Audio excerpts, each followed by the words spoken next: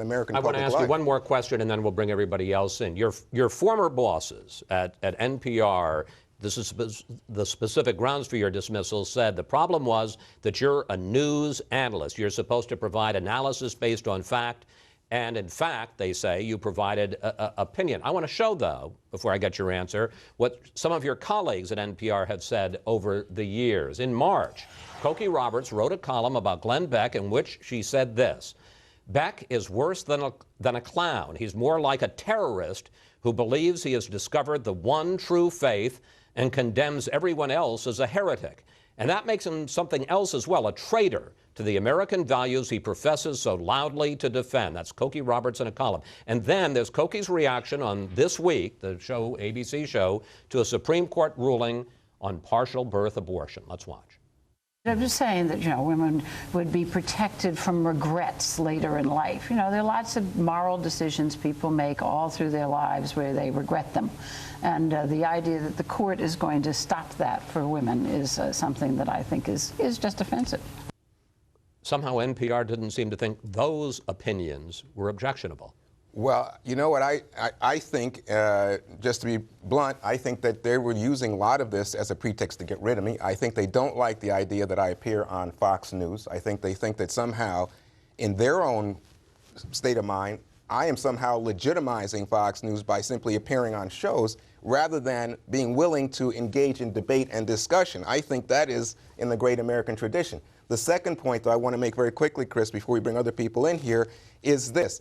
They suggest that I somehow violated NPR standards, journalistic standards, by telling people about a feeling I had. I think in terms of my values, and I hope would in terms of everybody's values for journalists, that people should be open and able to say, this is how I feel in this situation, let's talk about it. I didn't advocate discriminating against Muslims. Brett, we also have the case of Nina Totenberg, who's not an analyst, but NPR's legal affairs correspondent. Besides, a few years ago, wishing that the late Senator Jesse Helms would get AIDS for so his grandchildren. Or his grandchild for opposing AIDS government research.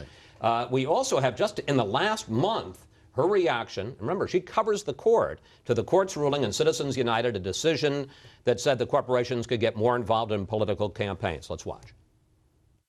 Well, really, this is the next scandal. It's the scandal in the making. They don't have to disclose anything, and eventually, this is the kind of thing that led to Watergate. And again, this is a reporter who covers the court. So what's going on here? This is a reporter, and that was an opinion. Now, this is what has been so howlingly clear about this case right from the get-go.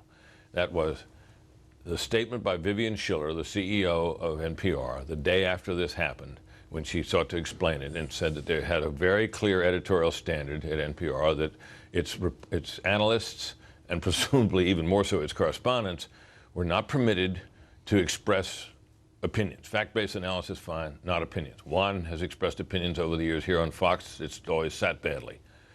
There's no evidence that Nina Totenberg has ever been in any way criticized, warned, or has suffered any loss of standing for her freewheeling opinion dispensing that she's done on that show Inside Washington for almost the better part of 2 decades. And as you pointed out, Cokie Roberts, another esteemed colleague, someone who, like you, we all know very well, has ever been reprimanded for that kind of thing either. So what's the reason? Howling double standard. The standard that was applied to Juan Williams is manifestly not being applied to other NPR people. And I think it's simply this, that in the culture of NPR, appearing on Fox is a sin. And in the culture of NPR, for an African-American man like Juan, regardless of his extraordinary stature, to be there and be kind of a Bill Cosby liberal, not a down-the-line liberal, is a sin as well. They've been gunning for him for years. This remark about Muslim people in Muslim garbs at airports was merely a pretext, and they've been wanting to get him, and they got him, and in so doing exposed themselves for what they are.